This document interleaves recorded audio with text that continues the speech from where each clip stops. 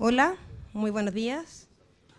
Quiero darles la bienvenida al segundo foro debate organizado por la plataforma Escenarios Energéticos Chile 2030, esta vez para dialogar en torno a los conflictos y consensos del desarrollo energético de nuestro país. Quiero partir por agradecer muy especialmente a Televisión Nacional de Chile por acoger este debate plural y diverso en su casa, a su director ejecutivo Mauro Valdés. Agradecer y saludar además la presencia del subsecretario de Energía, señor Sergio del Campo, y a los parlamentarios que hoy nos acompañan. Dar las gracias también al Ministerio de Energía por el patrocinio otorgado y al Banco Interamericano de Desarrollo por su valioso apoyo a la materialización de este espacio. Sin más, damos inicio al foro debate con las palabras del subsecretario de Energía, señor Sergio del Campo.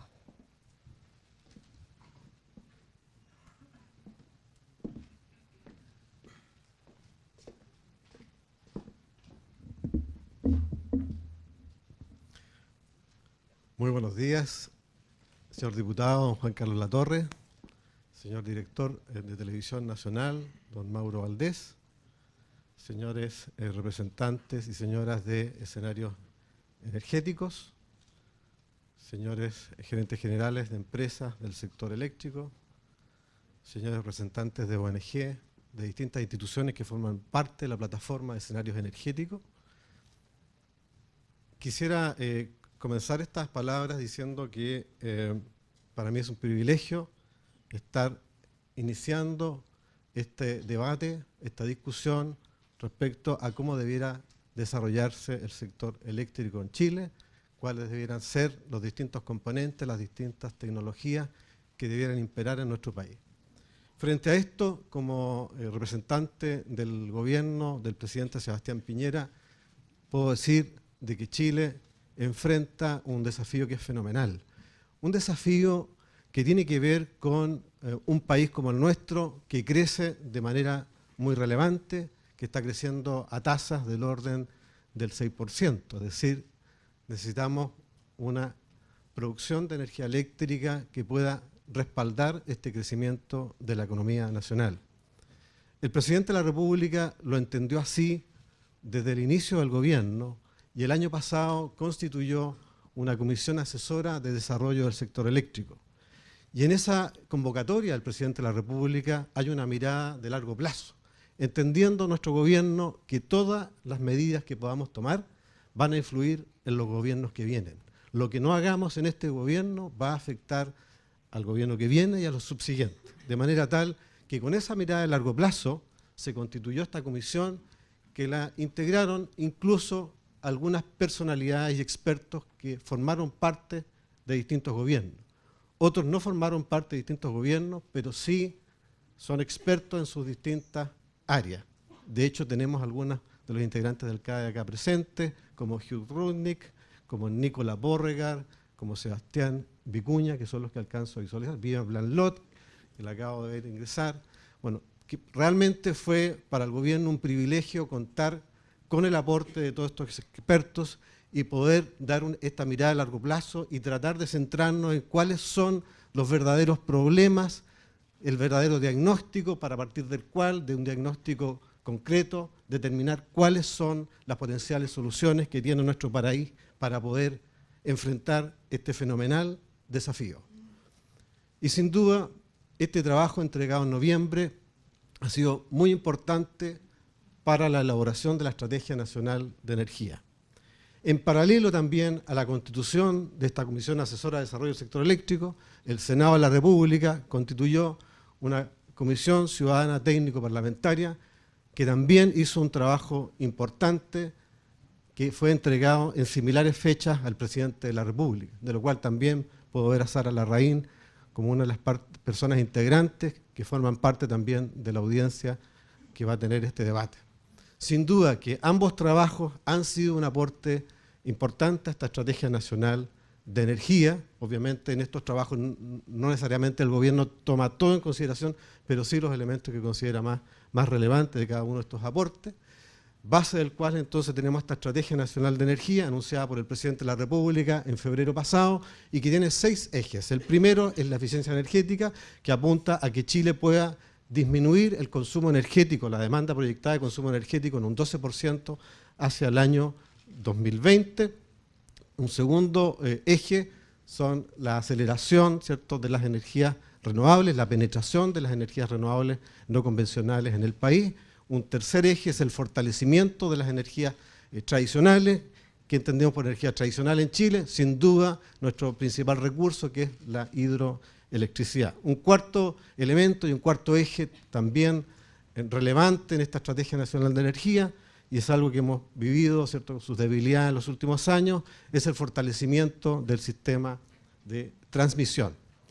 Un quinto punto tiene que ver con generar en nuestro país una mayor competencia, de manera tal que por esa mayor competencia podamos, por una parte, disminuir los precios de la energía, que hoy día los estamos viendo altos en nuestro país, por diversas razones, fundamentalmente de tipo estructural, y también es muy importante, como sexto punto, poder decir que el país tiene que ir sembrando y construyendo una relación con nuestros países vecinos para en el largo plazo soñar con una integración eléctrica, que hoy día en el corto plazo lo vemos quizás como una utopía, pero si estamos sembrando podemos tener en el año 2030 probablemente podríamos tener una integración mayor con nuestros países vecinos, los que forman parte del Sudamérica. En esa línea, decir que el desafío es fenomenal porque Chile tiene claramente problemas estructurales. Chile no tiene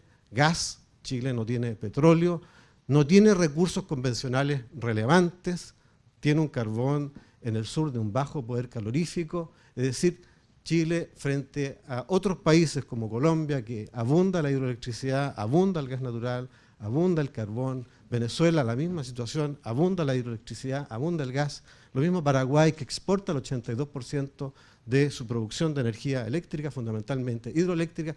Chile tiene escasos recursos para poder enfrentar este gran desafío de poder respaldar el crecimiento de la economía nacional.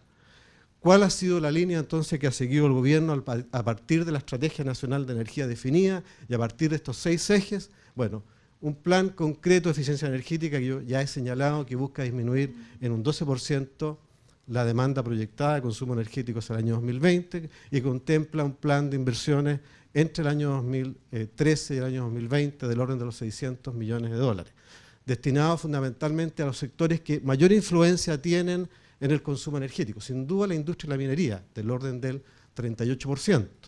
También el transporte, del orden del 33%. El consumo público, residencial y comercial, del orden del 26%. Todo el foco, entonces, de las medidas están destinadas a estos sectores que son sin duda los preponderantes. En esa línea, también decir que en el campo de las energías renovables no convencionales estamos trabajando en indicaciones al proyecto que ha presentado el Senado a la Cámara de Diputados. El Senado aprobó un proyecto que todos conocemos de 2020, ha sido ingresado a la Cámara de Diputados y el gobierno trabaja en indicaciones para cumplir con el compromiso de acelerar la incorporación de energías renovables no convencionales hacia la década del 2020. Por otra parte, en el campo de la transmisión, que diríamos que es uno de nuestros principales problemas que hoy día estamos viviendo, prueba de ello, por ejemplo, es que hoy día tenemos no podemos exportar toda la energía hidroeléctrica y competitiva que tenemos al sur de Charrúa, en Concepción, para poder tener precios más bajos de energía en el centro de consumo, que es la región metropolitana, porque no tenemos suficiente capacidad de transmisión para poder evacuar del orden de los 1.100 megawatts desde el sur hacia el centro de consumo, que es la región metropolitana. Hay una prueba ahí fehaciente y concreta del atraso de nuestro sistema de transmisión para poder responder a las necesidades que el país tiene. Entonces, en ese contexto, el gobierno y el presidente de la República anunciaron, ¿cierto?, el proyecto de carretera eléctrica pública, que lo que busca básicamente es terminar con estas debilidades del sistema de transmisión, tener un sistema de transmisión fortalecido, y para ello contempla que este sistema se planifique a más largo plazo. La planificación que se estaba haciendo era a lo menos a 10 años y estamos yendo a una planificación de a lo menos 20 años. Lo que busca este proyecto claramente es, además, tener la posibilidad de construir carreteras transversales. Es decir, el foco hoy día para determinar la construcción de una línea de transmisión, de acuerdo con este proyecto, no va a ser solamente la demanda que está en los centros de consumo, sino que también va a considerar los polos de generación de energías renovables. Tenemos polos extraordinarios de generación de energía renovable en nuestro país, en el campo de la energía solar, en el campo de la energía eólica, en el campo de la energía hidroeléctrica, en el campo de la energía geotérmica. De manera tal de que debemos generar y crear las condiciones para que nuestro país pueda tener un portafolio y una producción de energía eléctrica lo más renovable posible. Eso claramente significa para nuestro país tener una menor dependencia de la economía global en cuanto a la fijación del precio de la energía, significa además claramente tener menores emisiones de CO2, significa también, en nuestra opinión, tener menores precios de la energía. De manera tal que esta menor dependencia, y también, por supuesto, ¿por qué no decirlo?, también contribuye al concepto y a tener como país una mayor seguridad nacional, al tener una mayor independencia. Y por supuesto también al construir un precio de la energía con nuestros recursos, estamos teniendo precios más estables de largo plazo para Chile.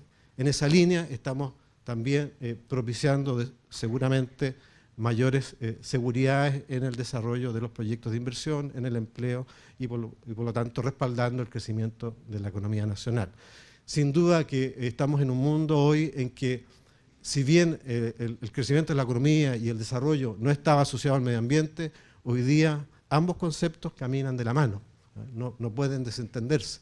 No podríamos pensar, para citar un ejemplo, que en el pasado podíamos instalar una generadora en el centro, en la región metropolitana. Hoy día ya no podríamos ni siquiera, ¿cierto?, darlo como idea de poder instalar una central en una población de esta magnitud. O sea, el mundo ha cambiado y por lo tanto tenemos que tomar las medidas como gobierno y como instituciones para poder responder a las necesidades que el país tiene.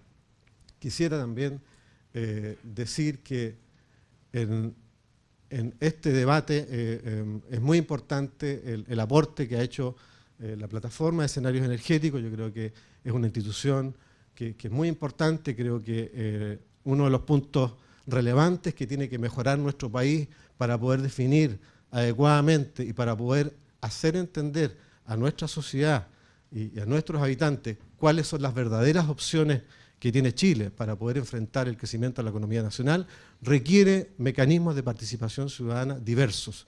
Y en ese sentido, creo que esta plataforma de escenarios energéticos contribuye decididamente a ello.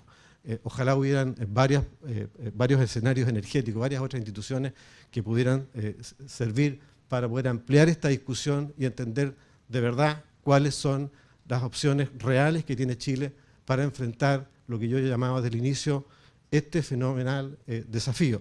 Quisiera también, por supuesto, agradecer a Televisión Nacional que haya recibido a todas las instituciones para poder propiciar este debate y, por supuesto, a cada una de las personas e integrantes que van a plantear sus ponencias en esta discusión.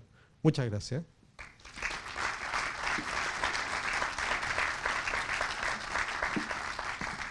Muchas gracias, subsecretario. Invitamos ahora a la señora María Camila Uribe, representante del BID en Chile.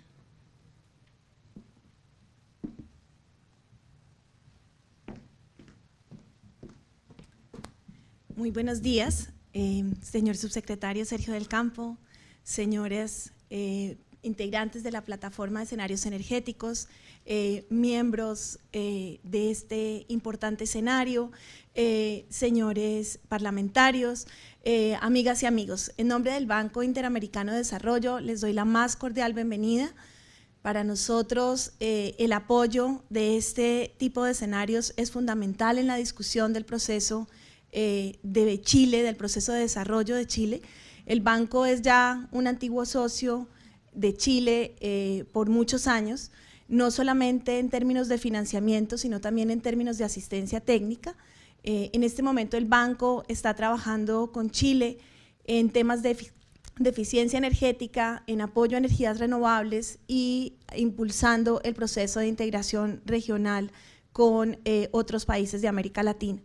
Para nosotros, la oportunidad de hoy de apoyar escenarios energéticos y apoyar esta discusión y este diálogo es fundamentalmente ayudar a crear consensos y que existan espacios en donde puedan llegar a un mejor logro y a un mejor resultado.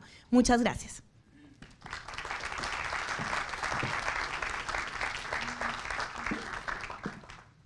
Muchas gracias, María Camila. Es el turno de Guillermo Scalan, de Fundación Avina, quien se dirigirá a ustedes en representación del Comité Ejecutivo de Escenarios Energéticos Chile 2030.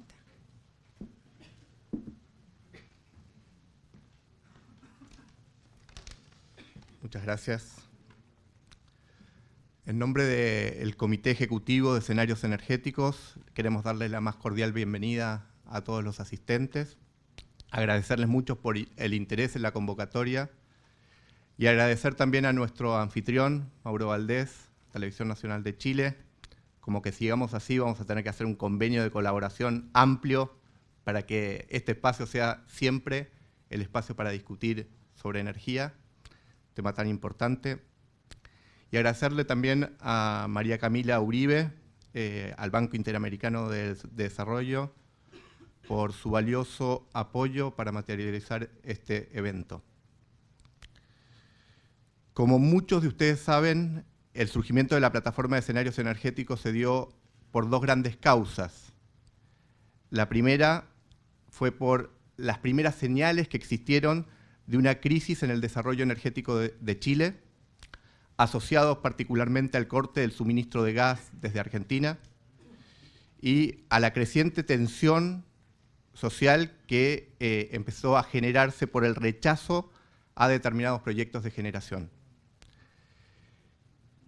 Al grupo de organizaciones fundadoras, más allá de nuestras legítimas diferencias, que las tenemos, nos unió el interés común de que Chile tuviera una visión de largo plazo en materia energética, que fuera construida por la vía del diálogo entre sectores diversos, con sustento técnico, y que contribuyera a una política energética basada en principios de sustentabilidad.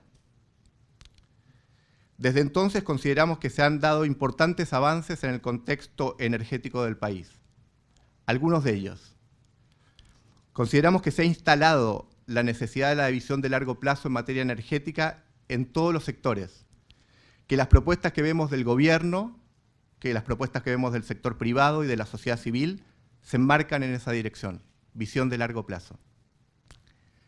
Se cuenta como marco del debate necesario para avanzar en este sentido con un sustento técnico que orienta las definiciones políticas, como quedó demostrado en este mismo espacio en enero, en donde vimos un debate entre el CADE y la Comisión Técnica Ciudadano-Parlamentaria, con muy buenos argumentos al respecto del futuro energético de Chile. Por último, se construyó un acuerdo explícito sobre la necesidad del rol proactivo del Estado en la planificación energética.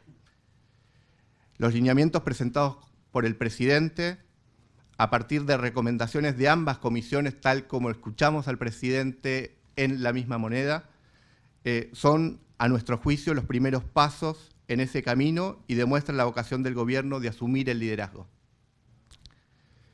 Si bien hemos hecho importantísimos avances en la construcción y para que ésta sea por vía del diálogo, sin duda quedan desafíos en esa dirección. Hoy ya no tenemos 100.000 personas en las calles como en 2011, pero sí hay un aumento en el número de reclamos judiciales frente a impactos de los diversos proyectos energéticos. Es por eso que reafirmamos lo dicho en esta misma sala hace 7 meses atrás. Existe para nosotros una sola opción de avanzar sin profundizar el conflicto y la polarización, y esa opción es por la vía del diálogo, de amplios consensos y del respeto por la diversidad que se traduzca en una política energética de largo plazo. Un país desarrollado, como el que queremos construir, ya no permite decisiones políticas impuestas por el lobby de intereses sectoriales de ningún tipo. Solo serán viables aquellas políticas que representan las inquietudes de la ciudadanía, generen las condiciones necesarias para la inversión del sector privado y en las cuales el Estado actúe como responsable de garantizar la búsqueda del bien común de la sociedad. Necesitamos desarrollar arquitecturas institucionales que nos permitan responder a estos desafíos. Necesitamos incorporar a este debate al sector financiero, a los bancos de desarrollo, para asegurar que estén los incentivos adecuados, y es por eso que celebramos el compromiso de interés del Banco Interamericano representado por María Camila Uribe. Y creemos también que ha llegado el momento para avanzar en una discusión seria en torno al tema del ordenamiento territorial. Es por esta misma razón por el incremento de conflictos entre la sociedad y los proyectos energéticos que ha existido en Chile, y que vemos que en Chile no es un caso aislado en la región. Chile es parte del contexto regional.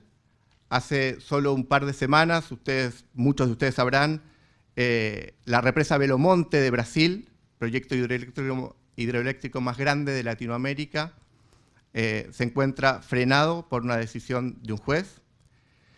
Y el magistrado sostiene dos causas principales en relación a la detención. Una, que las comunidades indígenas deben ser escuchadas en el caso de Belo Monte, y que él no se está oponiendo a programas de desarrollo del gobierno, sino a los procesos dictatoriales, así subraya, en referencia a los trámites de la hidroeléctrica.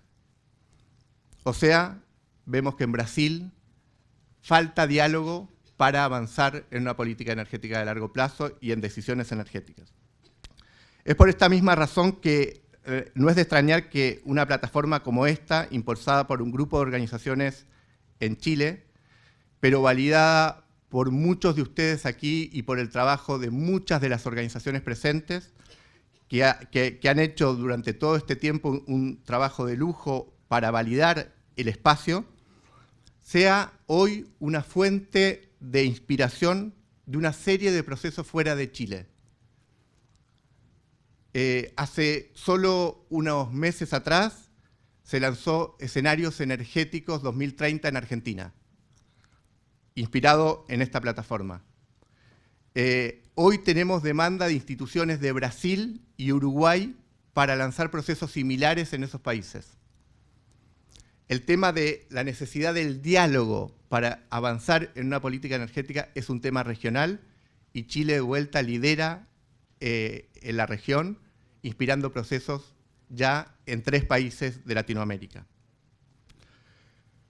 Promover el diálogo entre diversos actores de la sociedad, hoy vemos que es una necesidad global.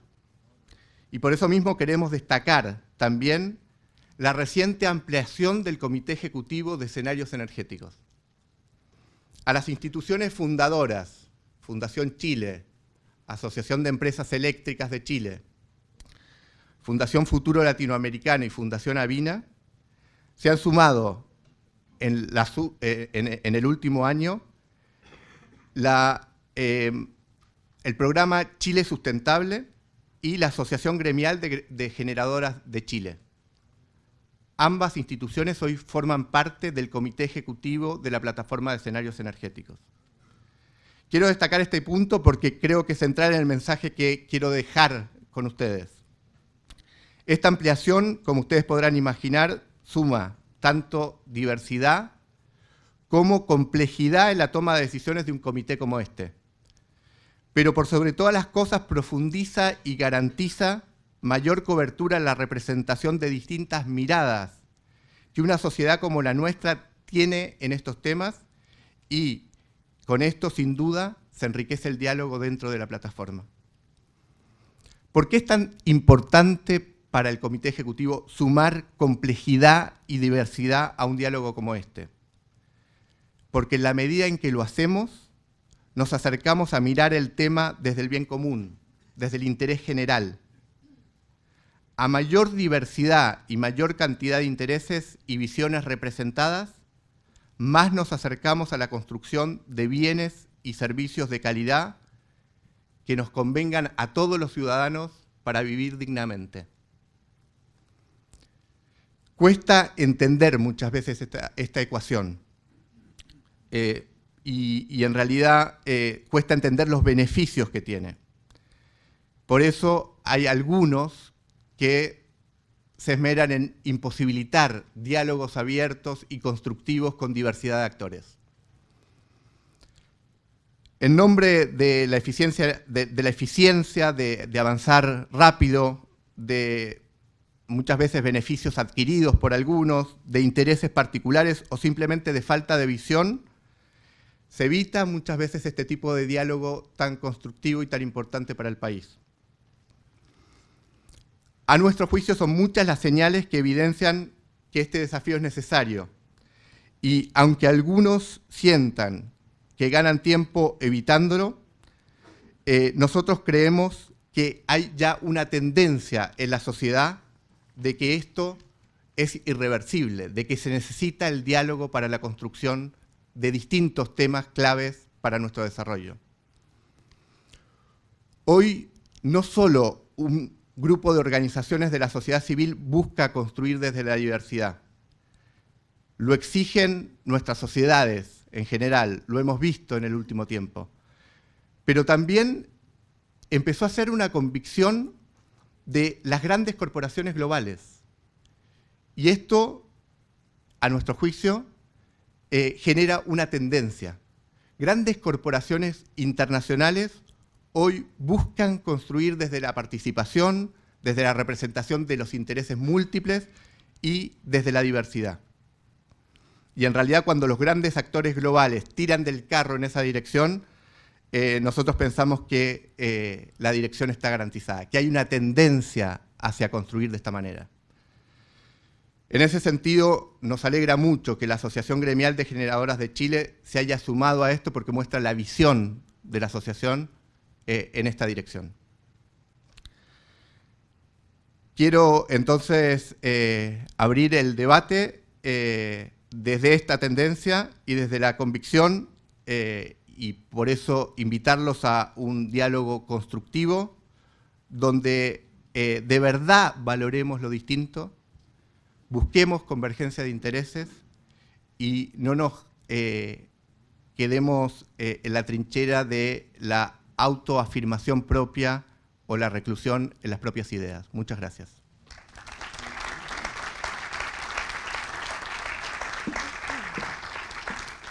Muchas gracias, Guillermo.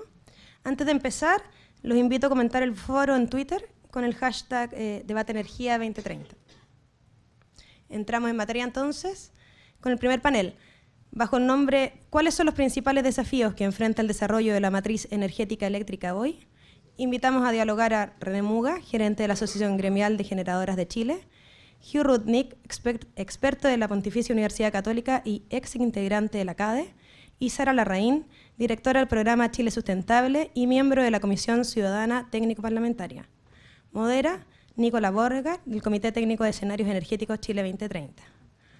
Les aviso que nuestra anfitriona recogerá las preguntas a quienes deseen hacerlo y se las hará llegar a la moderadora después de la presentación.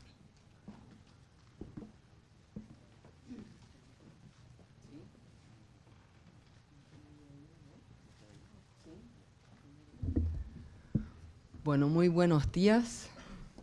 Se fue Sergio del Campo, qué pena, pero quizás hay alguien todavía ahí del ministerio. A mí este aviso de los 600 millones de dólares para eficiencia energética realmente es nuevo para mí, fantástico. Yo calculé rápidamente, 8 años, 600 millones, serían 75 millones más o menos al año. Eso implicaría que para el próximo presupuesto vamos a tener 10 veces más para eficiencia energética que tuvimos para este año. Fantástico. Realmente yo veo que avanzamos. Vamos a ver en qué se van a invertir estos 75 millones. Aquí veo, Virginia está presente, Virginia Salaquet, quien está a cargo de eficiencia energética en el Ministerio. Fantásticas noticias, realmente. Antes de empezar, también quiero muy brevemente decir muchísimas gracias, no solo al Comité Ejecutivo de Escenarios Energéticos, sino también al Consejo Consultivo. Esa es la gente que no se les paga por participar, que están ahí cada 3 semanas dedicando varias horas a este comité, discutiendo, debatiendo. Está Acera, por ejemplo, que ha estado pero en cada una de las reuniones presentes con sus opiniones, con sus aportes. Está el Colegio de Ingenieros también, Christian Hermansen, con sus opiniones ahí presente. Fantástico. No puedo mencionar a todos porque son más de 20 instituciones. Yo les agradezco realmente a todos ellos. Para calentar motores ahora para el debate, voy a entrar en materia acá y les voy a presentar antes del debate que vamos a tener entre nuestros panelistas unos datos nomás, sin mayor análisis. Y en estos datos me voy a basar en 2 insumos. Uno son resultados preliminares de una recopilación de antecedentes que nosotros hicimos por parte del Comité Ejecutivo de la Plataforma de Escenarios Energéticos sobre proyectos energéticos, proyectos de inversión. Y el otro, claramente, información específica de un estudio que se llevó a cabo el año pasado por parte de la Universidad de Chile para el Ministerio de Energía, titulado Análisis de casos de recursos administrativos y judiciales relacionados con la tramitación de permisos para proyectos del sector eléctrico. Yo creo que con esos 2 insumos vamos a poder llevar un buen debate.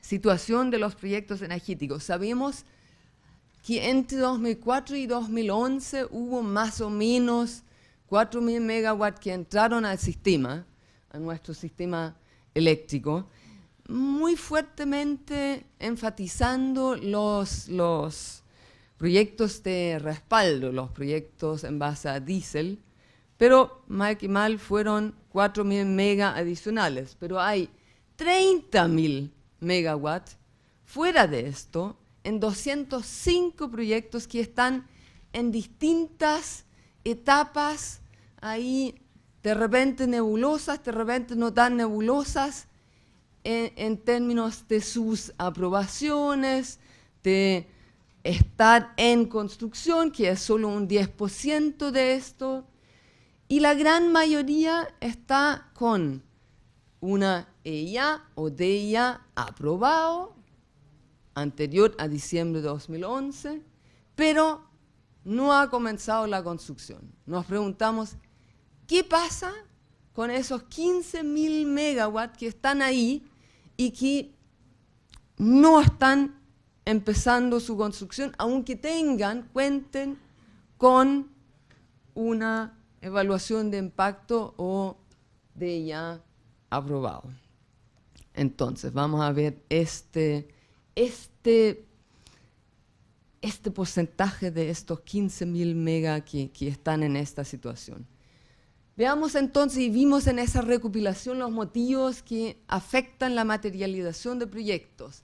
Y esta recopilación, como dijimos ahí, se basa no solo en recopilación de antecedentes del SIA, del sistema judicial y de antecedentes de prensa, sino también hicimos entrevistas directamente a los titulares de los proyectos, preguntándoles a ver, qué es lo que les aqueja en esos proyectos. Y ahí vemos que sí, claramente no son solamente reclamos administrativos y judiciales, sino son muchas veces otros temas de financiamiento, de transmisión, quizás temas técnicos, otros permisos de bienes nacionales que están ahí entrampando los proyectos. No son solo recursos administrativos y judiciales en cuanto a número de proyectos especialmente. Pero cuando vemos los megawatts que se incluyen ahí, que significan esos proyectos, vemos que claramente se centra la atención en los reclamos administrativos o judiciales. Claramente tenemos quizás un poquito más que o algo como la mitad de los megawatts que están entrampados ahí, entrampados por reclamos administrativos y judiciales. Veamos entonces las fuentes afectadas por los distintos problemas, porque muchas veces decimos así a la liviana y a la rápida, no, pero son también en los reclamos judiciales y administrativos, también son las energías renovables no convencionales. Bueno, queremos saber cuánto de eso. ¿Es más o menos lo mismo? ¿Es la misma cantidad de proyectos de ERNC que se ven afectados por recursos y reclamos judiciales y administrativos que los proyectos de energías convencionales? ¿Es así o no? Financiamiento claramente se concentra en las energías renovables no convencionales. Algo de Tenmo está ahí, pero también, ojo con el tema de financiamiento, como le definimos, el problema que está centrado no solo en acceso a financiamiento, sino también en temas de arreglos financieros entre los socios involucrados. Veamos el tema de transmisión. Ahí claramente lo que todos hubiésemos esperado también está centrado en energías renovables, no convencionales y convencionales. Clarito, ya la Tenmo desapareció en este mapa de problema de transmisión y se concentra en este tipo de energías muy fuertemente para las mini hidros. Y aquí vamos a ver los recursos administrativos y judiciales y vemos que sí, se concentra en cuanto a número de proyectos en termoelectricidad, hidro de pasada, hidro de embalse. Desaparece el tema de las mini hidros y hay un porcentaje de eólica, sí afectado por el tema de recursos administrativos y de reclamos. Si vemos esto en términos de megawatt, prácticamente desaparece del mapa las energías renovables no convencionales y se centra en dos temas, hidro de embalse y termoelectricidad. Veamos entonces un poquito más, centremos en este foco de los recursos administrativos y judiciales con este estudio encargado por el Ministerio de Energía.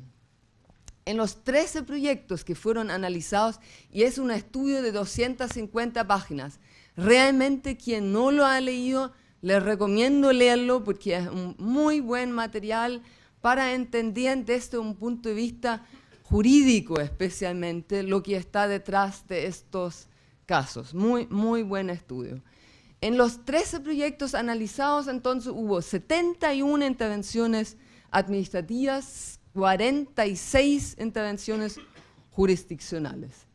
Ahí están los proyectos estudiados y vemos la cantidad de recursos administrativos y recursos judiciales implicados en los distintos proyectos.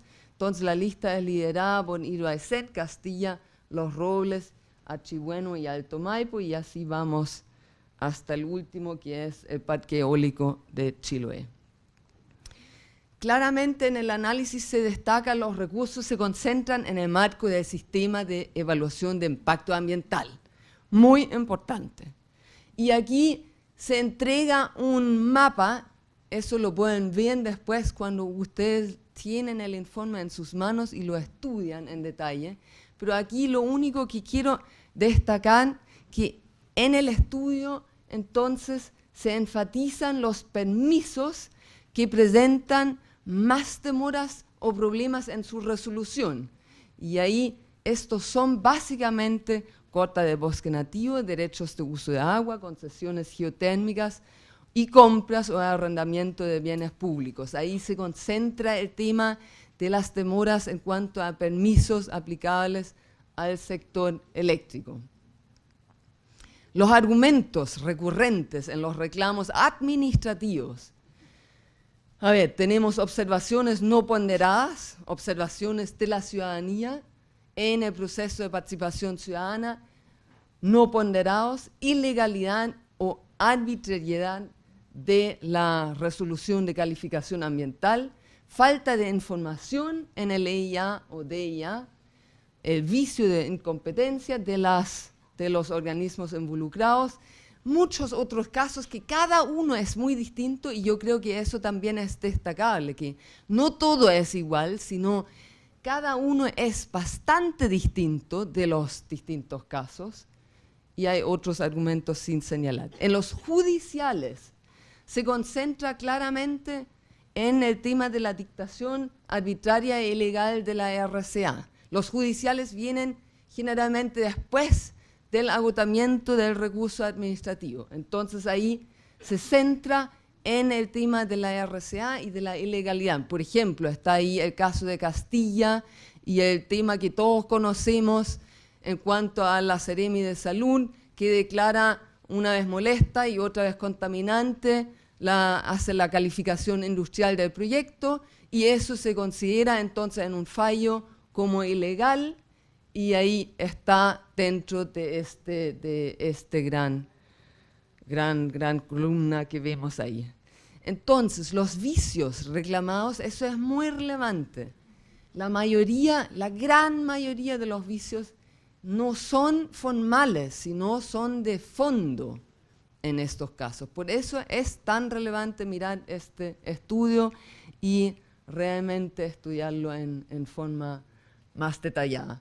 Más allá del análisis jurídico, entonces se aventura un poquito en el estudio para ver las causas de la judicialización. Y ahí se mencionan estas distintas causas. Primero, se ve el tema de la magnitud del proyecto. Y ahí claramente vimos en la lista de los proyectos, muy probablemente hay una gran correlación entre la magnitud del proyecto y esos recursos. Implementación del procedimiento de consulta del convenio 169 de la Organización Internacional del Trabajo. Eso también sabemos muy bien que ahí tenemos un tema, y no tenemos un tema solamente por el hecho de tenerlo, sino quizás también por el hecho de no haberlo traducido bien al cuerpo legal nacional, sino solamente lo suscribimos, lo tradujimos hasta en varios idiomas, lenguas indígenas del país. Se hizo ese trabajo, pero después quedó ahí, y entonces la interpretación de esto es muy compleja.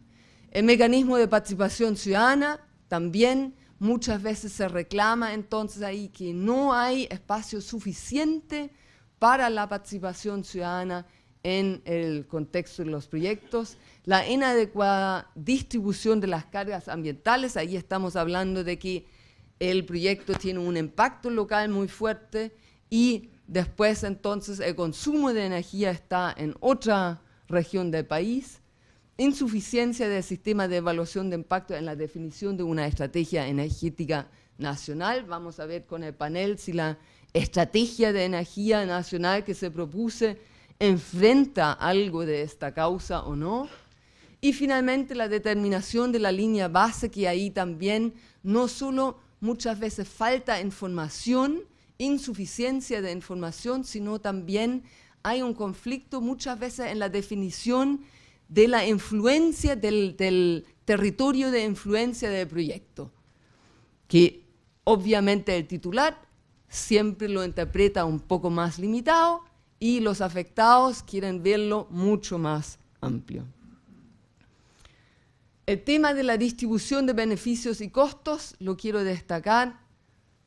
Esto también es una cita del mismo estudio, y es importante estar realmente consciente de este tema de la distribución de los beneficios y costos, que no son solamente ambientales, sino también en términos económicos. Tenemos un tema ahí detrás. Y quiero terminar con decirles que, como dijo Guillermo Scalan recién, no somos los únicos que enfrentamos esto.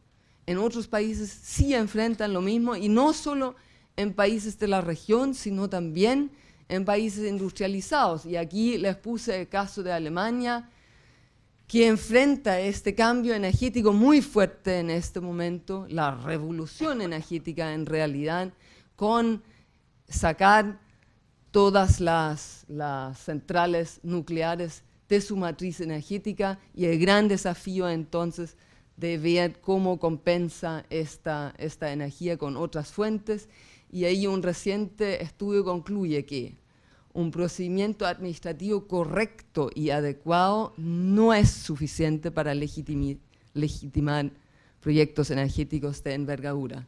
Y esto es dicho en un país donde sí, definitivamente, los procesos administrativos al menos llevan muchos años. No puedo decir que funcionen muy bien, pero sí están bien instalados, llevan muchos años de práctica, y aún así la conclusión es esta: cuando se toman decisiones que la mayoría de los ciudadanos considera como inadecuadas, estas decisiones tendrán que ser corregidas ex post, lo cual obviamente implica un gran problema para el país. Los ciudadanos quieren ser tomados en cuenta a tiempo y en forma sincera, transparente y válida, y quieren actuar con los responsables en pie de igualdad. Con esto cierro y voy a invitar a nuestros panelistas a referirse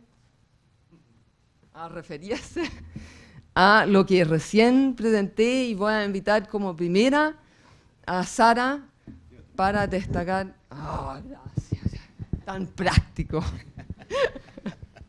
Gracias, Rodrigo. Sara, entonces, para comentar un poquito cómo ve estos temas neurálgicos, los aspectos más relevantes en lo que estamos viviendo en esos momentos. Bueno, primero agradecerte, Nicola, la presentación. Yo creo que es bastante clarificadora, porque objetiva mucho los elementos del debate. Hoy día, en general, se ha demonizado a la sociedad, señalando que se opone a todo, cuando la sociedad usa los elementos administrativos o judiciales, prácticamente se señala que es una actuación incorrecta, en circunstancias que la sociedad está recurriendo a la institucionalidad que existe. Por otro lado, el sector empresarial se queja de que la Corte Suprema no puede definir la política energética, pero obviamente ahí hay un tema de desinformación, porque la Corte Suprema está, digamos, en un nivel de definiciones sobre derechos pasados a llevar y no sobre el problema sectorial. Entonces, yo creo que, y que te quería agradecer porque la presentación ayuda a objetivar lo que está ocurriendo. Y lo primero que es evidente es que acá el país tiene suficientes proyectos aprobados para tener fácilmente el abastecimiento asegurado los próximos 15, 20 años. Tenemos, tú decías 15.000 megas, pero yo estuve sacando la cuenta. La verdad es que los proyectos aprobados hasta el año 2011, 45%, más el porcentaje que se aprobó el 2012, tenemos 60% de esos 30.000, digamos, aprobados, y por lo tanto es del orden de 20.000 megas aprobados. Entonces, en este momento, primer tema que hay que dejar de lado: no hay que pagar la luz. Y yo creo que acá una de las campañas que ha generado una desinformación y que ha enrarecido el ambiente es la desinformación de que si las comunidades se siguen oponiendo a los proyectos vamos a tener que pagar la luz, o si yo me seco el pelo, mi papá que se está siendo operado en el hospital va a pagar la luz o se va a terminar. O sea, yo creo que aquí hay un primer tema que es muy interesante, es muy objetivo, y yo creo que ayuda a sanear la discusión con los objetivos, con los elementos y la situación objetiva que hoy día está ocurriendo. El segundo problema que yo creo que es enormemente importante es ver los motivos que afectan la materialización de los proyectos. Y yo creo que ahí es claro en los cuadros que el sector de las energías renovables no convencionales tiene problemas de financiamiento. Y ahí tú presentaste aproximadamente un porcentaje muy relevante, en el cual 24 de los que presentaste son eólicos y solares, que son los que tienen o no se han podido hacer estando aprobados porque tienen problemas de financiamiento. Y ahí claramente lo que se trabajó en los últimos años introduciendo las definiciones en la ley Corta 1, con la ley del 2008, pero también viendo el tema de transmisión. Nosotros avanzamos, sociedad civil con gobierno, avanzamos en un programa especial para facilitar la inversión en transmisión para varias centrales hidráulicas, por ejemplo, en una cuenca. Tú presentaste muy claramente en el estudio de la Universidad de Chile, donde las mini hidráulicas tienen problemas de transmisión y que no flotan porque la transmisión, digamos, los echa para abajo. Entonces, yo creo que ahí es enormemente relevante ver que se trató de avanzar en elementos digamos, de regulatorio y de mecanismos específicos para apoyar esas barreras de ingreso al mercado de estas energías. Y la verdad es que yo creo que eso falta. Hoy día no, por ejemplo, para la ley 2020, que implica dar una señal del mercado que queremos diversificar más y descarbonizar más, pero al mismo tiempo con la figura de la licitación especial para las cuotas de RNC. Ahí hay otro instrumento regulatorio fundamental, porque hoy día lo que tienen es que el financiamiento, si es que la empresa no tiene suficiente, digamos, claridad sobre lo que va a recibir, ¿no es cierto?, y una licitación le da certeza sobre lo que va a recibir, la verdad es que tiene que entrar a negociar con los tres grandes, decirle, oye, puedo ser tu subcontratista en tu obligación de la energía limpia que tienes que cumplir, y la verdad es que ahí tenemos una tremenda distorsión en el mercado porque la persona siempre va a estar negociando en desigualdad de condiciones.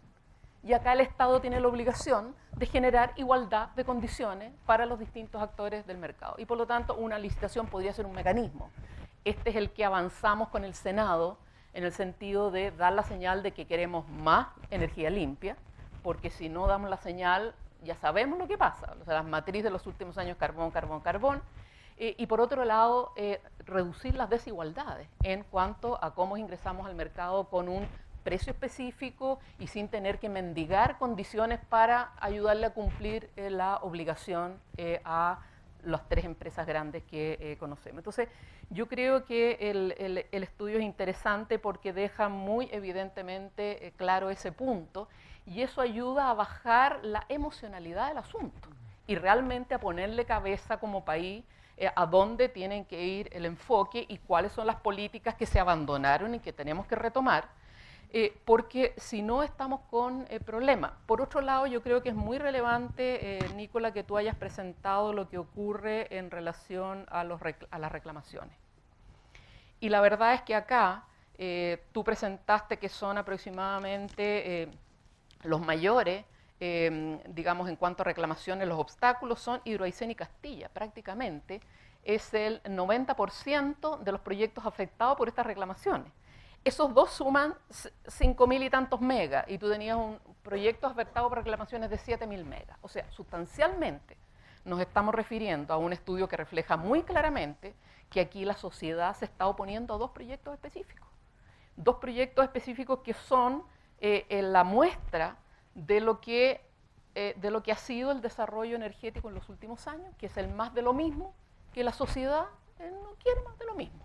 Y aquí tenemos uno de 2.700 megas, el otro de 2.000 y tantos megas que te hacen 5.000 megas y el resto es una cosa u otra, el Alto Maipo que tiene problemas con los agricultores, con el turismo, los robles más o menos lo mismo, pero acá nos estamos refiriendo particularmente dentro de esos 7.000 megas a 5.000 y tantos de dos proyectos.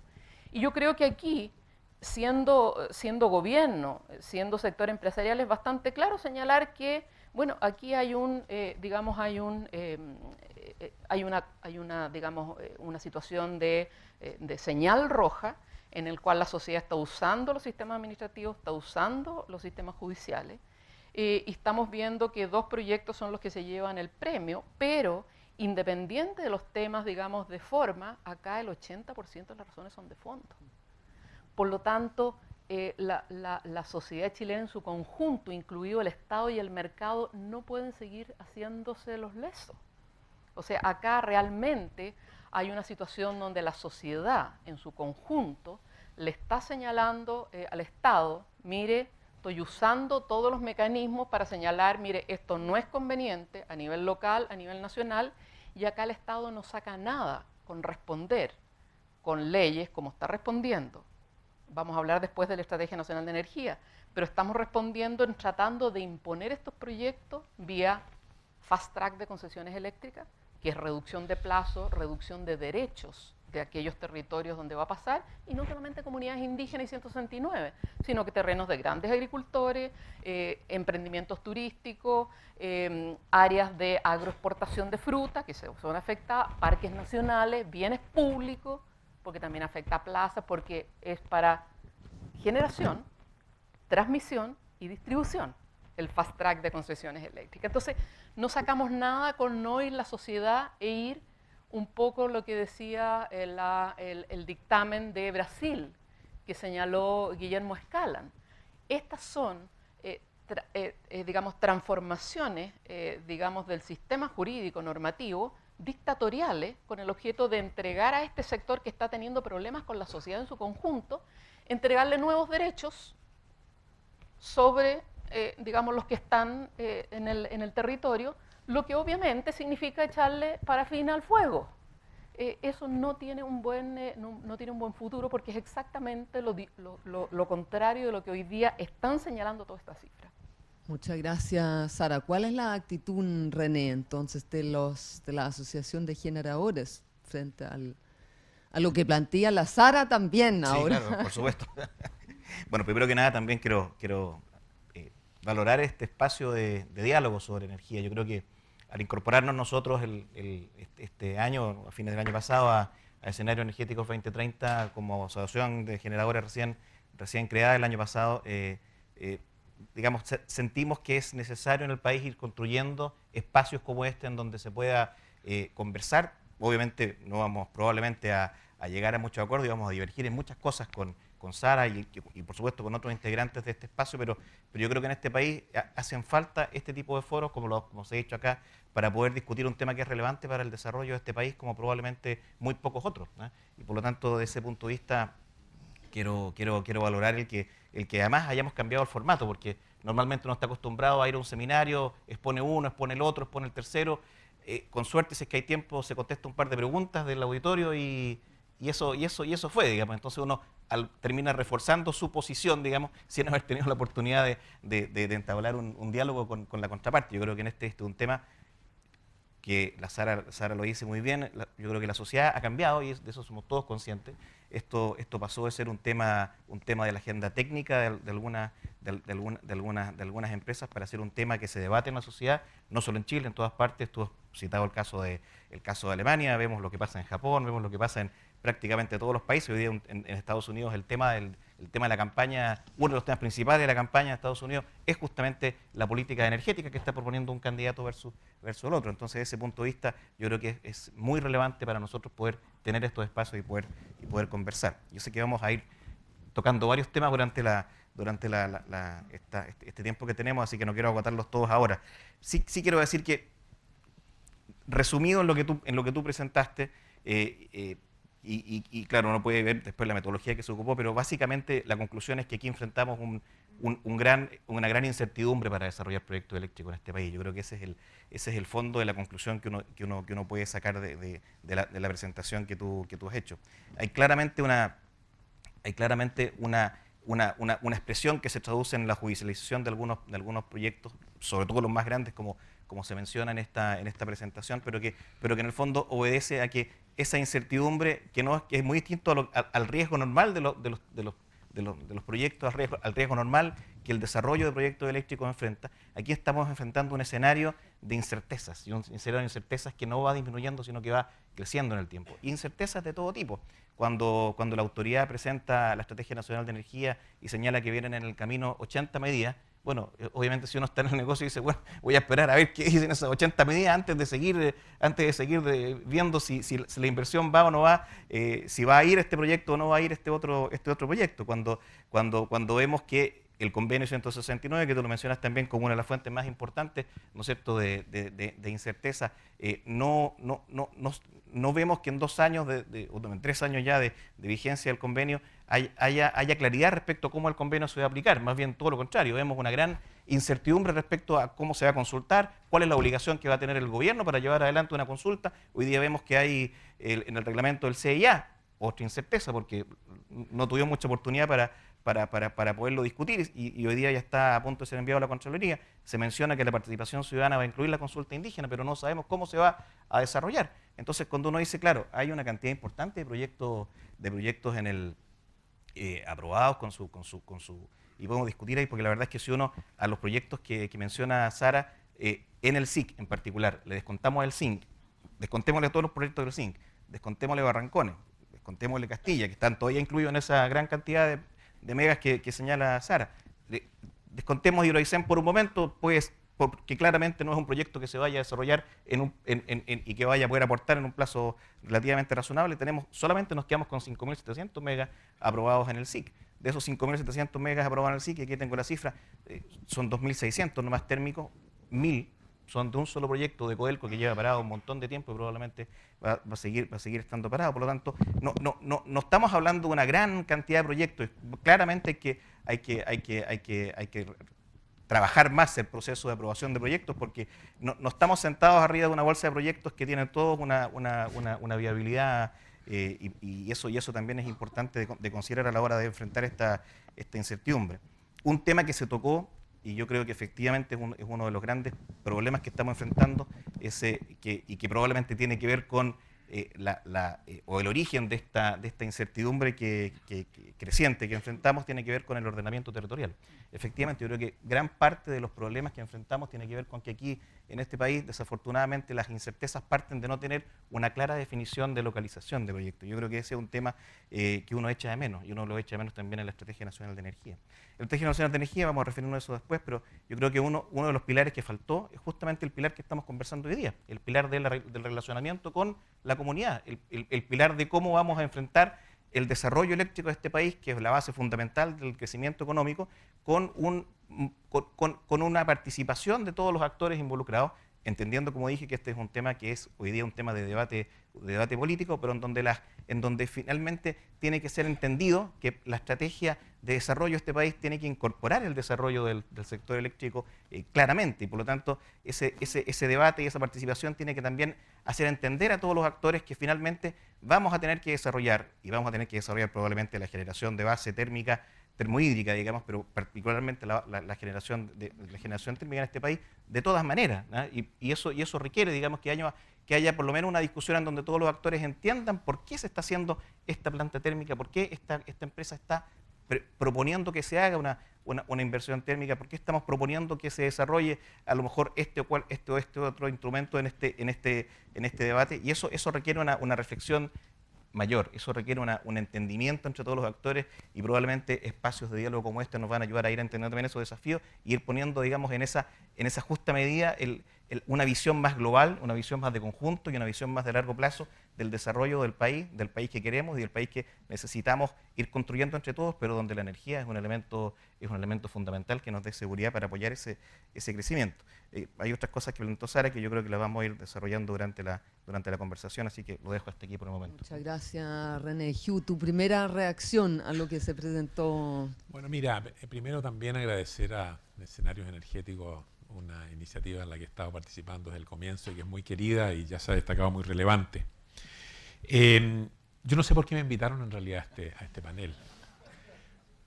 Porque quizás Jimena podría ser una persona que pueda hacer una mayor contribución en esta materia. Por tus comentarios porque el tema, por los comentarios puntuos ya.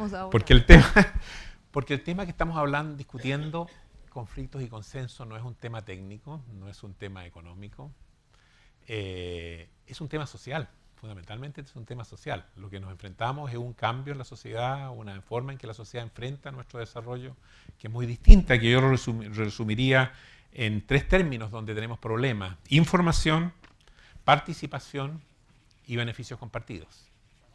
Yo creo que hay un serio problema de información en nuestra sociedad respecto a lo que está teniendo lugar y a los impactos que vamos a tener a futuro. Bajo los 20 años de la concertación y ahora bajo la alianza, este país ha progresado notablemente. Realmente estamos en un nivel económico en el que uno parece abuelito contándole a los hijos cómo era antes, cómo era los años 70. Yo me casé en el 73. ¿Qué era un matrimonio el 73? ¿Qué es un matrimonio el año 2012. Evidentemente tenemos bolsones de pobreza importantes y es agobiante que como país no hayan podido resolver eso, pero hay un cambio notable y la sociedad lo da la sociedad lo da como por hecho y quiere seguir en este desarrollo y no sabe que para lograr eso necesitamos impactar la naturaleza a través de acciones que evidentemente queremos que sean acotadas. Pero no podemos seguir con este desarrollo económico si no desarrollamos infraestructura, si no desarrollamos energía, si no desarrollamos mayores los recursos de agua que están tan limitados, si no desarrollamos la minería, se ataca la minería como el causante de todos nuestros males y es la fuente en gran parte de esta riqueza. Entonces yo creo que hay un problema de información en relación a que necesitamos impactar la naturaleza y no estoy hablando solo del sector energía, estoy hablando del sector industrial, agropecuario, etcétera. Y que todo, desde una central eólica hasta una central nuclear, tiene un impacto y que todos tenemos que dimensionarlo. Y en ese sentido, esta sociedad, por lo tanto, no se compromete con este desarrollo. No hay una responsabilidad, es muy fácil protestar contra cualquier cosa sin entender que quizás algo de eso necesitamos. Hay una desinformación enorme respecto a la energía. Los costos de energía, el día lunes Marcelo Togman en una charla enfatizó, por ejemplo, la visión negativa. La más cara en una encuesta que se hizo a nivel nacional, la más cara de las energías es la hidroeléctrica. Y las mini hidro están compitiendo lejos con la más barata, que según la población es la energía solar. Y la energía solar está pidiendo subsidios para poder entrar al mercado. Y la mini hidro no, está perfectamente. Y de hecho, cualquier acción dejemos fuera la mini hidro porque no necesita subsidio. La que mejor asegura suministro dice la hidroeléctrica. Pero en definitiva hay una falta de información respecto al tema energético brutal. Respecto a las tecnologías, a la incorporación de las renovables. Se dice, con renovables resolvemos problemas. Y es cosa de mirar al CEDEXIN y los esfuerzos importantes que está haciendo esa institución para tratar de ver cómo acomodar más energía renovable. Porque esta es energía intermitente. Evidentemente, todas las energías tienen grado de intermitencia, pero en el norte grande el CEDEXIN dice tenemos un número muy acotado de energía, porque si tenemos un molino de viento que de repente se detiene, la energía tiene que seguir fluyendo y necesitamos energía de respaldo y allá no se tiene energía hidroeléctrica que responde muy rápidamente, se tiene energía térmica y esa energía térmica tiene limitadas capacidades de respuesta. Entonces hay una información, se cree que con energías renovables resolvemos el problema, digamos, pero nosotros necesitamos energías bases para este desarrollo. Y necesitamos energía que esté permanentemente ahí, que tengamos una cierta certeza. Evidentemente las energías térmicas nos dan la mayor certeza, que tienen todo el problema de la contaminación y por eso desarrollamos también la hidroelectricidad. Entonces, bueno, primero un serio problema de información estamos discutiendo, los técnicos quizás con nuestra visión limitada a técnicos, con la sociedad que tiene otro tipo de información, eso tenemos que ver modo de superarlo y tenemos que, está en parte de llegar a un acuerdo social en cómo hacemos nuestro desarrollo económico. Segundo, participación ciudadana efectiva. ¿Por qué están estos gráficos que tú ilustras acá? Porque en el país no tenemos mecanismos de participación ciudadana. El único espacio donde se da es en los estudios ambientales. Todo se concentra ahí, todo el reclamo de las localidades se concentra en el estudio, y no estoy hablando solo del sector eléctrico, sino que de una infraestructura agropecuaria, por ejemplo, Freirina, por poner un caso crítico. Y entonces ahí se concentra la participación ciudadana. No tenemos otros mecanismos en los que recojamos lo que las comunidades, lo que las regiones requieren. Yo creo que ahí hay que buscar, hay que desarrollar mucho en esa línea y, por supuesto, no tengo la respuesta ni siquiera las ideas básicas, pero ahí los especialistas nos dirán las experiencias de otros países y cómo puede hacerse. Estuve hace poco en Suiza, donde hay una participación ciudadana por su misma estructura de país, de cantones, pero brutal, y donde estos problemas se van resolviendo, igual existen. Y tercero, el tema de los beneficios compartidos. Este gran desarrollo económico, esta ciudad casi del primer mundo, si no tuviéramos la contaminación que tenemos en Santiago con esa bella cordillera y todas estas torres que se construyen, diríamos estamos en una ciudad del primer mundo. Pero váyanse a Concepción, váyanse a Antofagasta, váyanse a Punta Arenas y en realidad aquí tenemos un problema de un centralismo que nos agobia, donde la riqueza se centra en Santiago, los impuestos se pagan en Santiago y donde las provincias realmente reclaman y reclaman con justa razón, digamos. Que se construye una gran central en un extremo del país, las patentes se pagan en Santiago, la riqueza se queda en Santiago. Entonces ellos ven los costos de la construcción de infraestructura, de un gran centro minero, que felizmente la minería está generalmente aislada y no tiene los impactos que tienen otras actividades, pero hay un impacto local de construcción, las fuentes de trabajo no son tan grandes, muchos costos y no están los beneficios. Entonces la necesidad también de avanzar, bajo el gobierno de la presidenta Bachelet hubo un proyecto en esa línea, yo creo que hay que reactivarlo, a un esquema de compensaciones donde realmente se compartan también las riquezas y que no sean nuevamente los estudios de impacto ambiental el mecanismo. ¿Qué lógica tiene que a Iroicén se le pida que baje las tarifas eléctricas de esa zona, que son las más altas del país? Tiene la lógica que no tenemos un esquema de compensación, entonces a través del estudio de impacto ambiental se piden cosas que no tienen nada que ver con el impacto ambiental, sino que es una forma de responder a una necesidad que no está resuelta. Entonces yo creo que, como digo, este es básicamente un tema social y los técnicos podremos opinar sobre cuál es la mejor tecnología y discutir si podemos meter más o meter renovable, pero el tema es un tema en esa línea: información, participación y beneficios compartidos. Muchas gracias, Hugh. Y ahí voy a rescatar al tiro uno de los puntos que tú hiciste al principio. El tema de los sacrificios y que todo proyecto implica impacto. Hay a nivel internacional un movimiento entre empresas, entre empresarios, que se llama Cero Impacto, Cero Emisiones. Entonces, uno ahí se pregunta, ¿qué se puede hacer realmente a nivel técnico también de los proyectos para llegar a eso? Si es una aspiración hoy día, vamos a tratemos de convertirlo en realidad. Y ya estoy viendo en el sector proyectos que, en el Alto Maipo, por ejemplo, que conviven proyectos pequeños hidroeléctricos en la misma zona donde hay un proyecto con mucho conflicto, de mayor envergadura. Entonces la pregunta es también hay un mensaje ahí al empresario de cómo hacer las cosas, de cómo llevan a cabo los procesos de participación, de cómo hacer, qué tecnologías usar, etc. Sara, si tú te puedes referir, y después René también. Yo coincido mucho con Hugh y probablemente es lo que tenemos que conversar ahora en relación a cuál es la dimensión de discusión política sobre los datos que tú presentaste. Porque no es una discusión solo social, es una discusión política y por lo tanto es una discusión de hacia dónde y cuáles son los criterios que pone una sociedad para ir hacia el desarrollo energético. Y ahí yo creo que el primer elemento que nosotros vemos es que este diagnóstico limitado a lo técnico, sin la construcción de la argumentación política, no nos ayuda a salir. Es una base en la cual objetivamos un diagnóstico, vemos qué es lo que está fallando, vemos cómo la sociedad está reaccionando frente a eso, pero ahora hay que hacer la discusión política. Y yo creo que el primer elemento que es bastante evidente es que hoy día, y lo han señalado, lo señaló muy claramente Hugh, tú también, o sea, hoy día nosotros tenemos un desarrollo eléctrico que no está coincidiendo con las expectativas de la sociedad.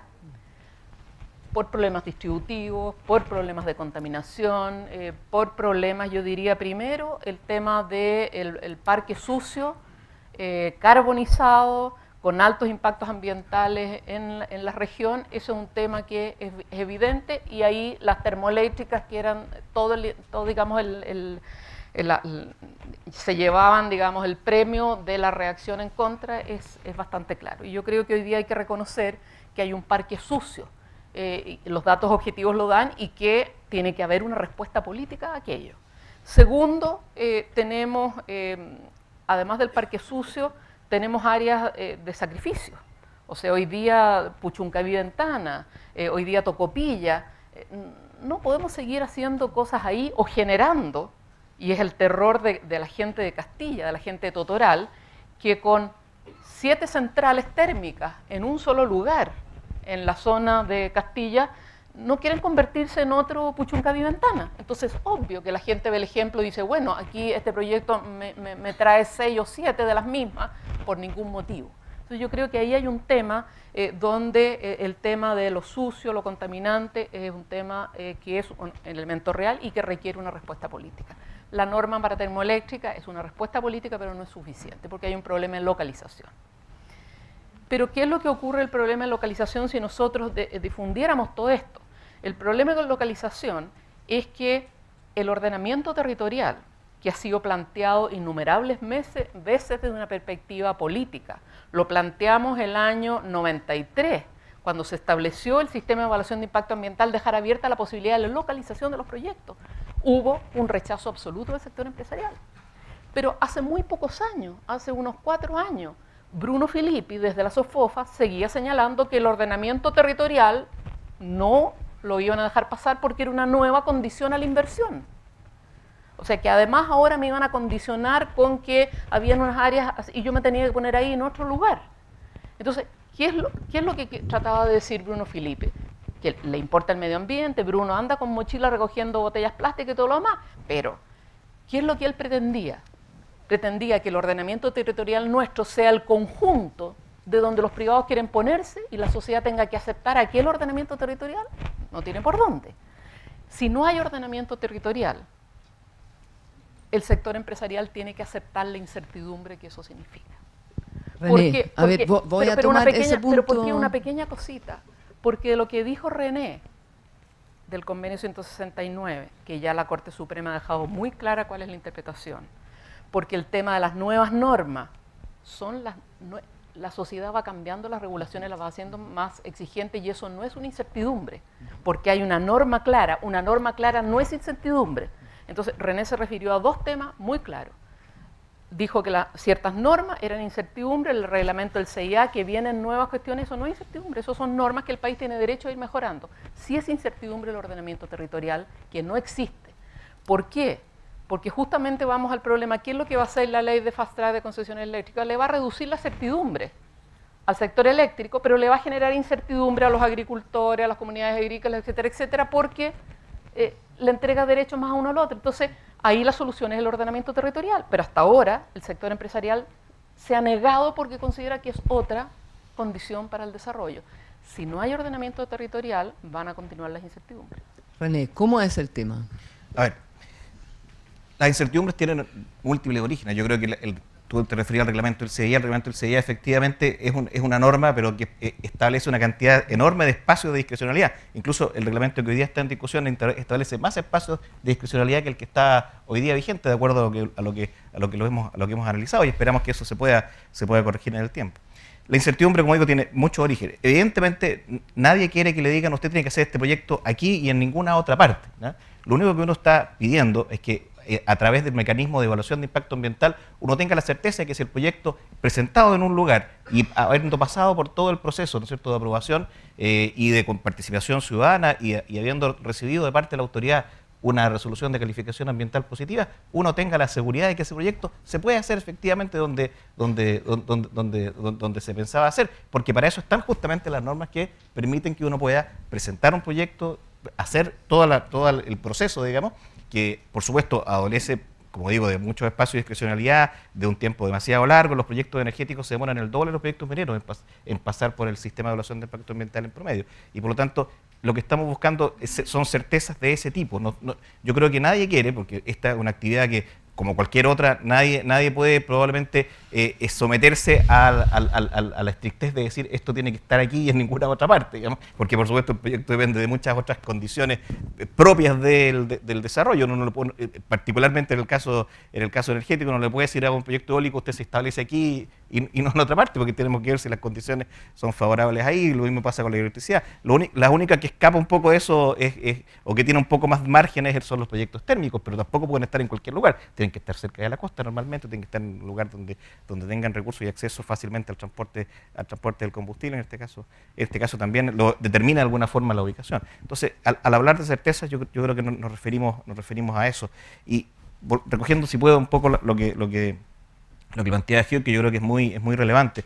Efectivamente, yo creo que ese debate que tenemos que hacer, en ese debate de ponernos de acuerdo hacia dónde queremos ir como país y cómo en esa lógica enfrentamos el desafío que significa abastecer a una economía que crece y una población que aumenta o que mejora sus niveles de vida de una mayor cantidad y disponibilidad de energía, Claramente, yo creo que todos nos damos cuenta de que este es un debate que tiene que basarse sobre una mayor información, ¿ah? Sobre una información que todos compartamos y despejemos muchos mitos que existen en este debate, lamentablemente, y que contaminan muchas veces el poder llegar a un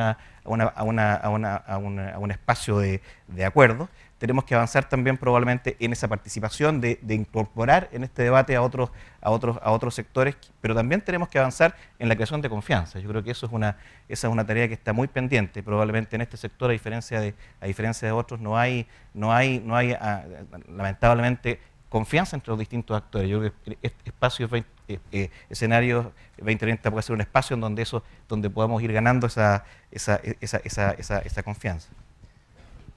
¿Cuál es la reacción en este sentido, como de la mayor certidumbre quizás y avances desde el Estado para definir cosas, temas, proyectos, trazados en cuanto justamente al proyecto de transmisión de la carretera eléctrica, de transmisión que fue dado a conocer de cierta manera en los últimos días, entre ayer y hoy día, que tú ves un avance con esto en la dirección correcta, en el sentido de dar mayor certidumbre en cuanto a los proyectos de transmisión para el sector, para poder invertir por parte de los privados? A ver, primero estamos enfrentando un problema que tiene que ver con el otorgamiento de concesiones y servidumbres en el desarrollo de la transmisión, y eso está contenido en otro proyecto que ya está en el Congreso hoy día. Eso es, yo diría, digamos, el obstáculo principal que está enfrentando el desarrollo de la transmisión en Chile y las demoras en prácticamente, por no decir todos los proyectos que están hoy día en ejecución en transmisión.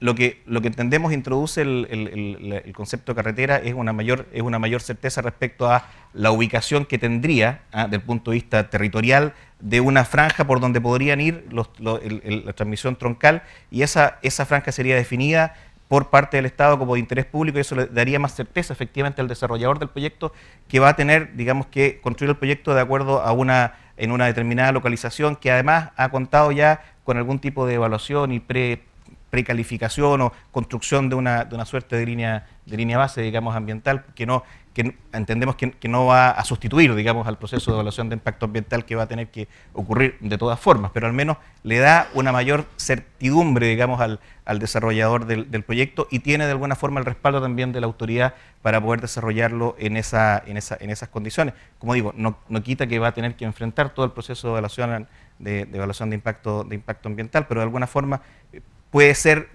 evidentemente pudiera convertirse en un respaldo para que ese proyecto avanzara, si también se soluciona lo que tiene que ver con el otorgamiento de concesiones eléctricas y servidumbres que es complementario, digamos, con este concepto. Yo creo que eso también ayuda, y sobre todo también entendemos que habría ahí otra consideración importante, que es el apoyo o la manera de resolver un tema que está planteado y se vio muy nítidamente acá, en los proyectos de energía renovable no convencional, que básicamente enfrentan un problema de transmisión. Aquí vimos que básicamente era el gran obstáculo que enfrentan los proyectos más bien pequeños de energía renovable no convencional, el acceso a la transmisión, y en ese sentido el proyecto de carretera eléctrica también contendría una propuesta de construir líneas con holgura, que se vayan llenando en el tiempo, y que permitiera entonces que pudieran también ser financiables ese tipo de líneas que a lo mejor no cuentan en un primer momento con el transporte de la energía concebida para su dimensión, pero que pudiera ser financiable y pudiera como dice la autoridad, poner por delante en la transmisión a la generación en esas situaciones en donde sin transmisión probablemente pequeños proyectos alojados en una misma región no pueden por sí mismos solucionar su conexión a la red. Sí, Nicolás, básicamente con tus preguntas y lo planteado por Sara nos lleva a otro tema, que es el tema político, el tema del rol del Estado. Y nuevamente no sé qué estoy haciendo acá, quizás Juan Carlos sería un mejor participante en esta discusión. Pero evidentemente yo creo que ese tema también hay que plantearlo. ¿En qué medida queremos un modelo distinto? El modelo que tenemos y que fue mantenido por los gobiernos de la concertación es un modelo de iniciativa privada, donde el Estado pone las reglas, pone las restricciones, y el Estado interviene solo cuando lo requiere, digamos. el presidente Lagos interviene y dispara la construcción del terminal de Quintero a través de NAP para algo que se veía necesario, que los privados no estaban haciendo. La presidenta Bachelet dispara a través de Codelco la construcción de terminales de gasificación en el norte. La norma técnica es una, como tú bien decías, es una acción política para restringir acciones. Y en ese sentido, déjeme hacer un paréntesis. Las centrales a carbón en Europa están en el centro de las ciudades, pero las normas son de tal nivel que evidentemente no tienen impacto. Y esa norma es del mejor nivel. Es cierto que tenemos en Puchuncaví una situación crítica y la historia no nos acompaña. La ciudadanía desconfía, mira Puchuncaví y ya no es un problema, no va a ser un problema de las centrales eléctricas, va a ser un problema de la refinería y de la gran minería y de Codelco, que está presente ahí y que es el gran contaminador. Entonces, hay una acción. La misma carretera eléctrica es una acción del Estado. La forma en que se ha escuchado en la prensa que se está planteando es una mayor intervención del Estado. Pero eso es lo que tenemos. ¿Es la alternativa un Estado empresario? Un Estado empresario o un Estado mucho más que restringe más, que ordena al país, dice no se hace hidroelectricidad en la Patagonia, o sí se hace, digamos, cuando la estrategia energética define que se haga energía hidroeléctrica en la Patagonia, se la critica porque esa no es una estrategia energética buena, pero queremos ese Estado que restrinja y defina el desarrollo, o un Estado empresario. Yo creo que lamentablemente la discusión política y de acción del Estado no está en el tema central que estamos discutiendo acá. Nosotros estamos haciendo un estudio con Manuel Tironi, Ingeniería y Sociología en la Universidad Católica, para tratar de explicar qué es lo que crea la controversia en Hidroaicén y ver los distintos elementos de esa controversia. Y aparecía así de repente que quizás la participación del Estado ayudaba a que estos grandes proyectos se desarrollaran.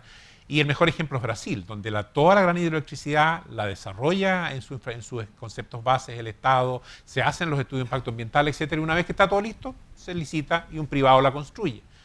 Y vemos lo que pasó con Belo Monte, digamos.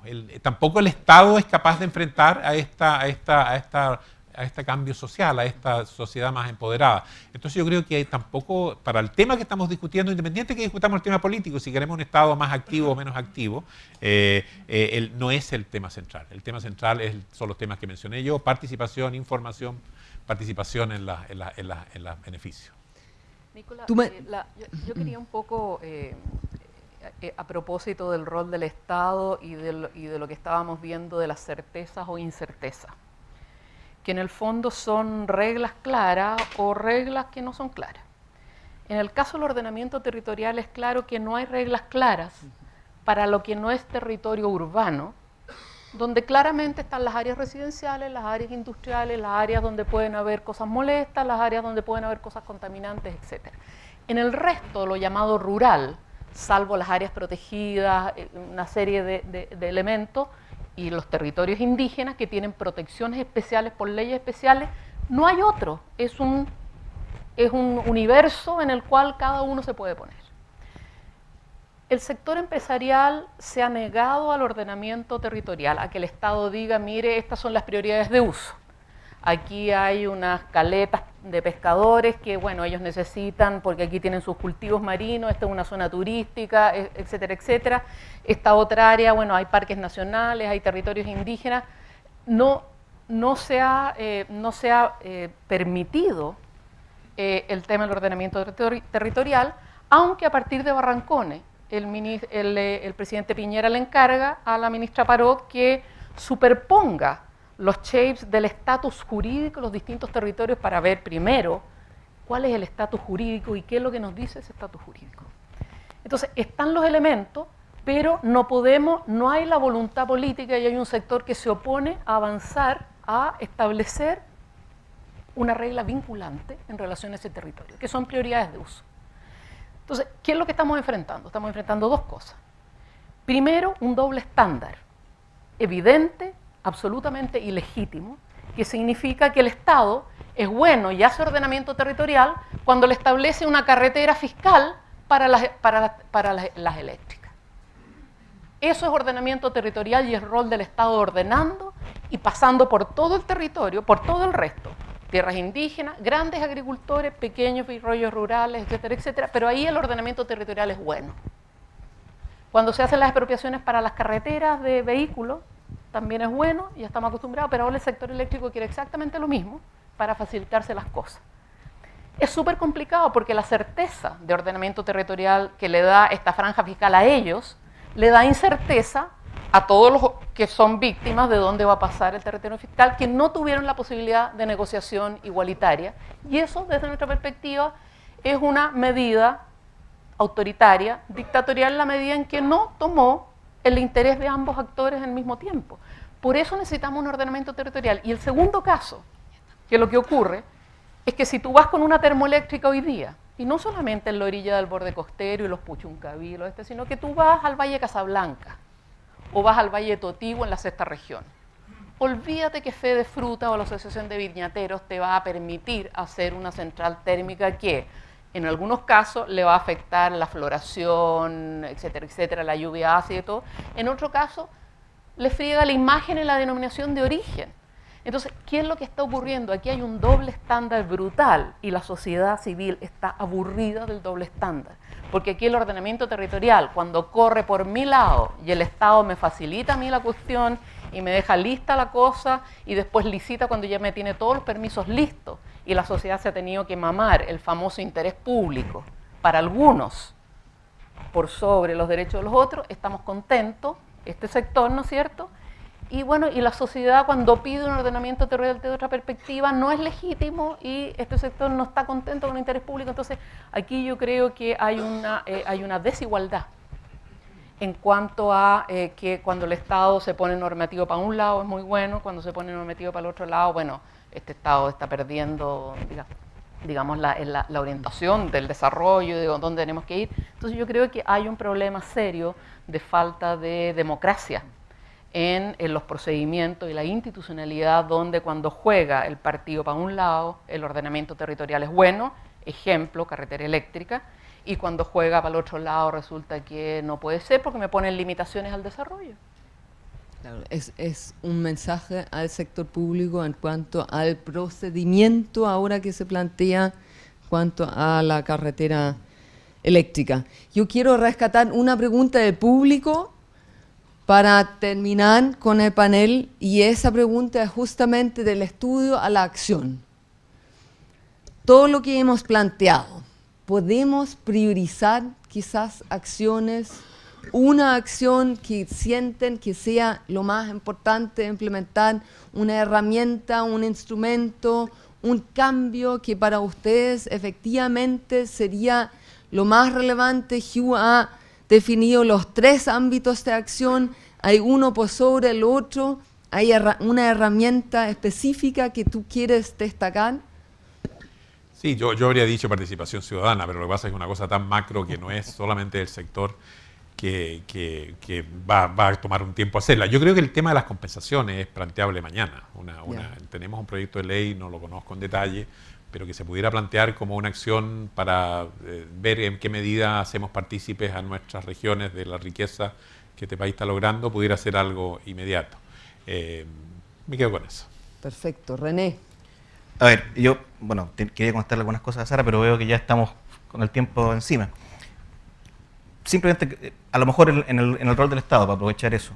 Yo creo que claramente nadie está pidiendo más Estado, nadie está pidiendo una intervención o un privilegio para un sector o para otro. Estamos pidiendo claridad. Yo entiendo que lo que va a ocurrir, por lo que conocemos del proyecto por la prensa, es que efectivamente va a haber una definición de un trazado que va a tener que pasar por toda la evaluación de impacto ambiental, que es natural, que se aplica a todos los sectores, que siempre estamos buscando una mayor certeza para el desarrollador de por dónde va a poder pasar, teniendo en cuenta todas las características de ese territorio que van a tener que ser evidentemente consideradas en ese proceso. Por lo tanto, yo creo que el rol del Estado no es más, sino que es un mejor Estado, un Estado que creo yo tenga la voluntad de conducir un debate, como estamos hablando aquí, con una participación ciudadana, con una mayor capacidad de informar sobre los desafíos que enfrenta el país, y finalmente un Estado que esté consciente también de los costos que significa no avanzar a la velocidad que necesita el desarrollo de la generación eléctrica en este país. Hay un estudio reciente de la Universidad Alberto Hurtado que señala que el 10% de incremento permanente en el costo de generación tiene un impacto de 0,2% del PIB trimestral, o sea, 0,8% del PIB anual, lo que es una cifra muy grande, y no estamos muy lejos de que ese escenario se produzca en la medida que los proyectos siguen retrasándose en circunstancias de esta gran incertidumbre y creciente incertidumbre que estamos enfrentando. Así que yo creo que ese es un desafío que no solo tiene que claramente no es la campaña del terror que decía Sara, de que uno enciende el encendedor o el secador de pelo y se queda a oscuras, pero claramente estamos enfrentando un escenario que si no somos capaces de entre todos sentarnos, conversar y resolver y acordar y producir los acuerdos mínimos, digamos, para poder avanzar en el sentido de generar la energía que este país necesita de la manera más sustentable, competitiva posible, vamos probablemente a enfrentar un escenario con costos mayores de energía, y vamos a enfrentar también un escenario probablemente con niveles de emisión incluso mayores a los que tenemos hoy día, justamente porque vamos a tener que recurrir a la solución de emergencia, digamos, y eso yo creo que está muy lejos de lo que todos queremos. Sara, breve. Mire, yo creo que claramente la sociedad chilena de una u otra forma cambió. Y yo creo que hay temas que no son alternativas. O sea, continuar con una matriz 60% termoeléctrica, o lo que se señala Hidroaicén, las nucleares, no son alternativas. Para la sociedad no son alternativas, no son viables políticamente. La herramienta que tú señalarías para avanzar. Sí, pero es que ese es un mensaje muy importante que tenemos que tener claro primero. O sea, hay alternativas que hoy día se ofrecen a la sociedad que para la sociedad ya no son alternativas. La sociedad dice, no quiero ni Hidroaicén y ni quiero nuclear. No son digamos, alternativas viables de ser aceptadas. Y te los dice la encuesta y te lo dice esto. Por otro lado, tú tienes Colbún con el famoso Colbunazo, que dice, no hago nada más mientras no haya consenso. Porque obviamente no puede negociar con 2.000 o 4.000 propietarios un trazado, etcétera, etcétera, y por lo tanto le pide al Estado consenso. El Estado le ofrece la franja fiscal, sin consenso ninguno. Entonces, y vamos a tener problemas. Entonces, ¿qué es lo que nosotros estamos entre esas dos cosas? Entramos para la sociedad chilena ya hoy día, Hidroaicén, nuclear, etcétera, más termoeléctrica no es opción. Y por lo tanto no lo van a aceptar, y esos son riesgos políticos importantes. Y por otro lado, tú tienes al sector empresarial que dice, mire, genéreme consenso. El Estado no llama a un proceso de participación ciudadana. Y un proceso de participación ciudadana puede tener muchas alternativas. Puede ser a través de los planes de ordenamiento territorial, puede ser a través de plebiscito. La gente de Aysén pidió un plebiscito vinculante para ver si se hacen las centrales allí o no. O sea, acá falta una serie de dispositivos de participación ciudadana con el objeto de generar estos consensos que el sector empresarial requiere para poder seguir avanzando.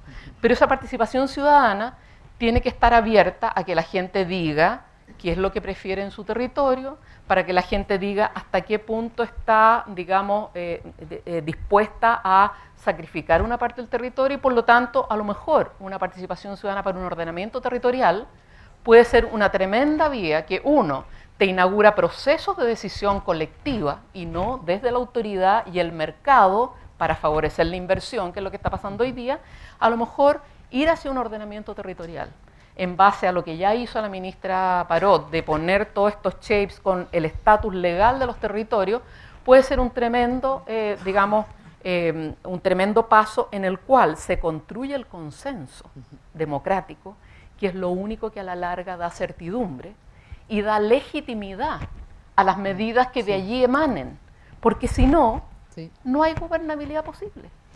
Bueno, muchas gracias. Yo creo que con ese tema, justamente el ordenamiento territorial, hacemos el vínculo con el próximo panel, que justamente se va a referir al ordenamiento territorial. La ministra no sé si ha llegado, si está acá ya. Primero hay un coffee break, pero después vamos a escuchar a la ministra qué es lo que plantean desde el Ministerio de Bienes Nacionales sobre ese tema. Muchísimas gracias a los tres y a ustedes también.